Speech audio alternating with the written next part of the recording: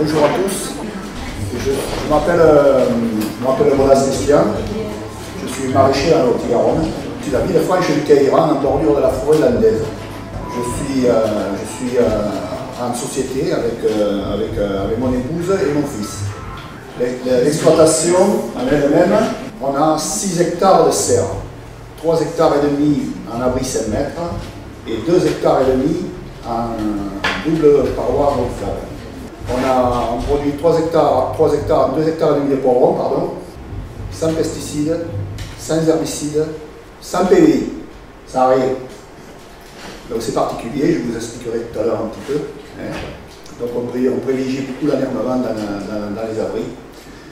Ensuite on produit 125 tonnes de fraises, une partie en gariguette et une partie en dream, une nouvelle variété de Planaza. Et on fait 350 000 pieds de salade.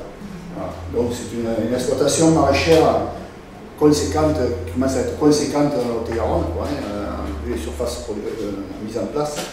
On emploie 20 UTH sur l'exploitation. Et depuis plusieurs années, on avait nos rendements qui baissaient en sol. Et on avait des problèmes de nématodes agarales, de sol compacté, de sol qui s'aérait de moins en moins. Et on a complètement changé le fusil d'épaule parce que bon, il faut savoir qu'en poivron, on fait entre 90 et 100 tonnes hectares de poivron. On arrive à sortir du premier choix à 90 et 100 tonnes hectares. Et on était descendu à 60-65 tonnes hectares qui était un taux vraiment... c'était la limite viable de la culture. Donc on a pris le taureau par les cornes, on a décidé de passer aux couverts végétaux dans les abris. C'est-à-dire que chaque fois qu'on ne laisse jamais un sol nu dans la serre. Il n'est jamais nu, jamais. Donc dès que la culture est enlevée, forcément, ou on met un verre, ou il y a une autre culture derrière, avec dans les passe-pieds, vous le voyez là, des enherbements. Il faut savoir que par le passé, on désherbait 4 ou 5 fois dans la saison, parce que le poivron c'est une plante qui aime beaucoup l'hygrométrie, donc on arrosait par-dessus, donc il dit arroser par-dessus, qui graine, qui germe, donc qui dit de l'herbe tous les 15 jours qui naît, en avant, donc il fallait passer les herbicides très souvent. À l'heure actuelle, on sème du seigle forestier et du trèfle blanc dans les allées. Et tout ce qui veut bien pousser. On ne sélectionne pas. Par contre, il faut passer la tondeuse 5 ou 6 fois par an. Cette année, on va la passer 8 fois parce que vraiment les conditions sont particulières. Et qu'est-ce qu'on peut dire sur le poivron? En engrais vert, on a essayé des tagettes, on a essayé du radis fourragé et on a essayé de la févrole. Et à l'heure actuelle, on s'est rendu compte que la févrole, c'est le meilleur des engrais verts pour les serres. Je pèse bien mes mots.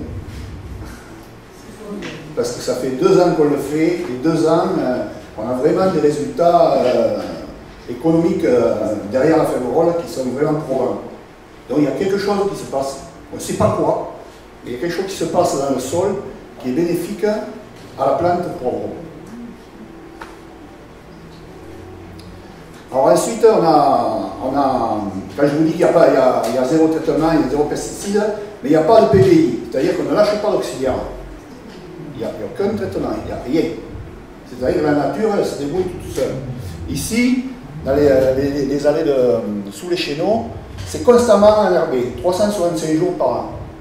On n'enlève jamais l'herbe, ce n'est jamais désherbé, jamais. Ce qui fait qu'on a un pont auxiliaire pendant l'hiver, l'été, le printemps, il y a toujours des petites bébêtes là qui traînent. Il faut savoir que par le passé, on employait beaucoup d'antilimaces. On devait employer, rien que pour les abris, on devait être allé à entre 40 kg d'antilimaces sur l'année. Entre les salades, les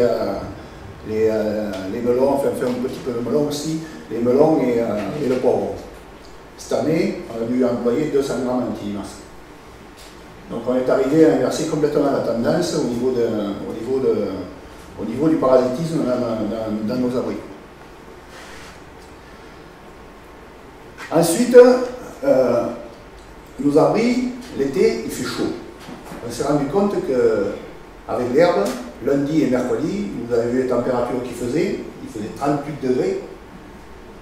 Et bien on ramassait du poivron, de 2h à 5h à l'après-midi, on ramassait du poivron dans les abris. Ça veut dire que dans les abris, quand on met de l'herbe et qu'on met de l'eau, et on arrive à tenir malgré les fortes chaleurs. Il fait, je vous dirais même mieux, c'est meilleur dedans que dehors. Parce qu'on a l'hygrométrie qui est dégagée par la plante en elle-même qu'on cultive et par le couvert végétal qui est en place au sol.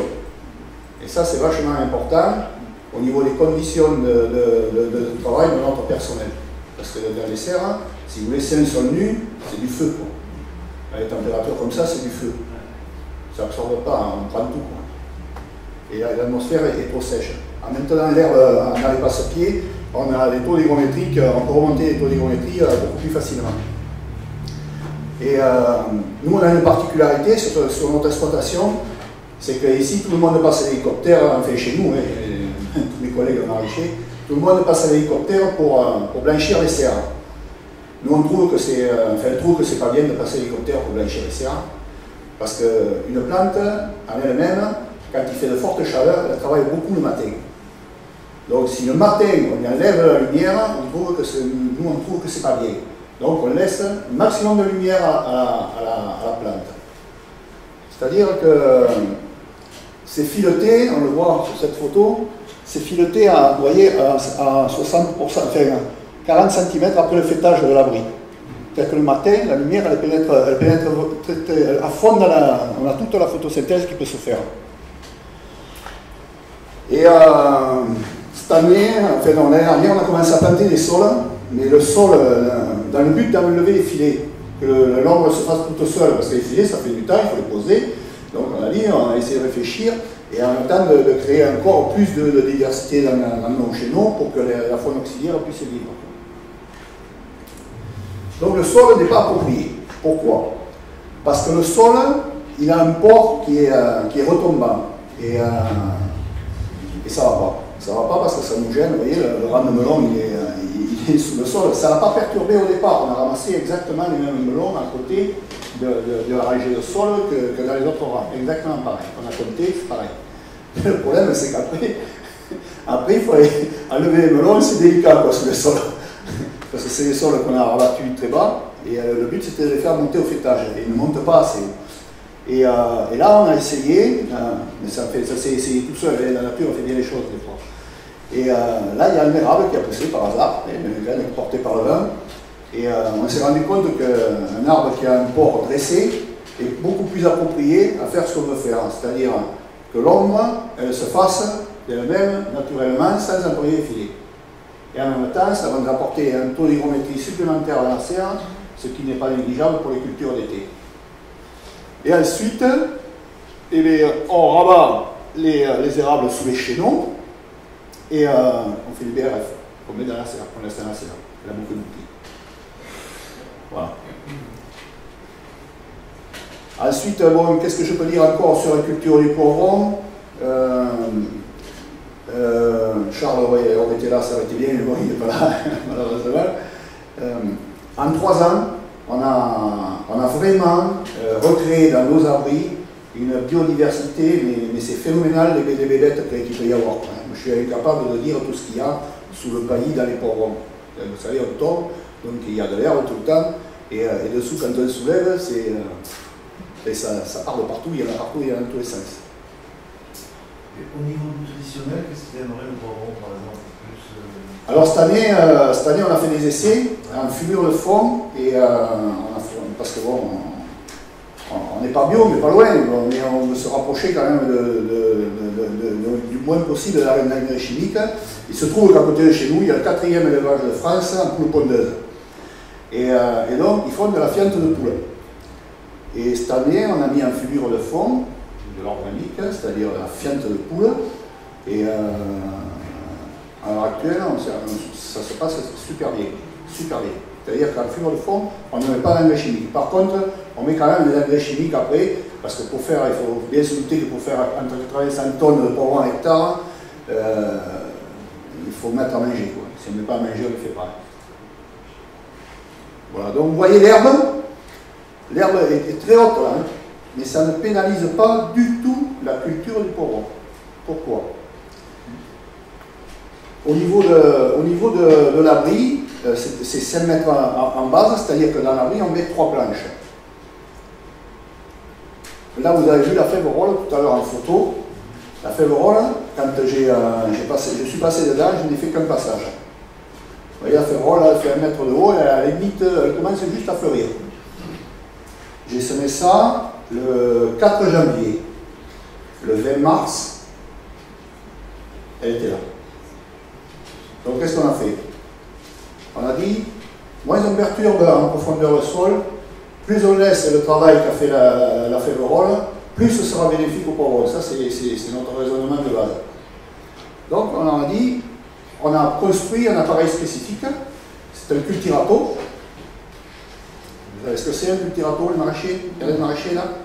Un cultirato, combiné avec une buteuse à disque derrière, et avec un rouleau profileur. Non, mais je n'ai pas en photo, je ne pense pas. Je ne pense pas que je change. Vous voyez, ça c'est le seigle forestier. Et bon, là, on ne voit pas sur la photo, mais dessous, là, c'est une forêt de bébêtes. Des cloportes, des carabes, il y en a des wagons. C'est impressionnant. D'ailleurs, Charles doit faire revenir un entomologiste parce qu'il m'a demandé de faire le montage. Il dit, moi, écoute, je ne suis pas capable. Si toi, tu es capable, tu viens. Il est venu, il n'est pas capable non plus. Donc c'est qu'il y a de la vie, quoi. Voilà. Donc l'appareil, je reviens à l'appareil. Donc c'est un cultirato avec deux disques buteurs derrière et un rouleau profileur hydraulique qui tourne dans le même sens que l'avancement. Alors quand on arrive à trouver la bonne vitesse de rotation, ça nous fait une butte qui fait 40 cm en base à peu près et 25 cm de haut. On a privilégié la hauteur. Parce qu'on s'est dit,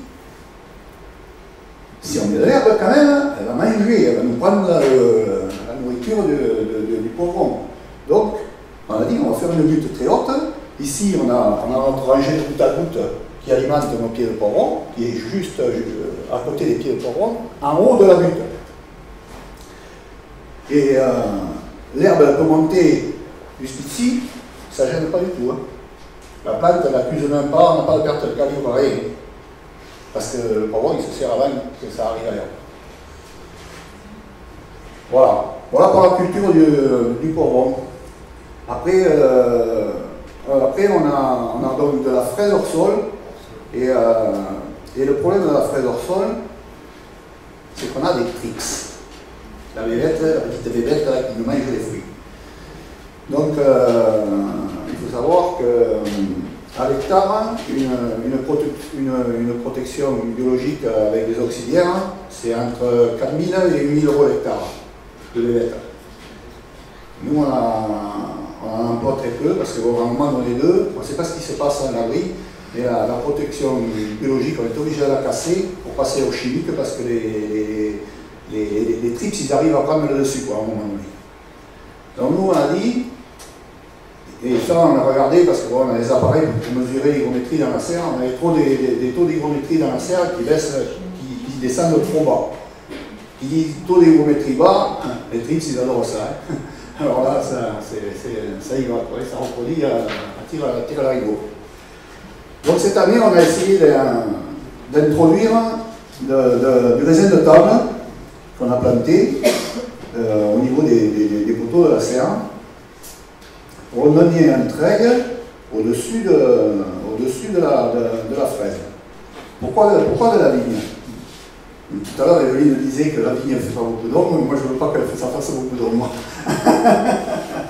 Donc, on a pensé qu'avec la vigne, on allait faire de l'ombre, toujours pareil, dans le but de ne pas mettre les filets sur les serres, c'est ombrer de la même manière, c'est pas ombrer en totalité, c'est ombrer que le matin, toute la lumière du soleil rentre dans l'abri.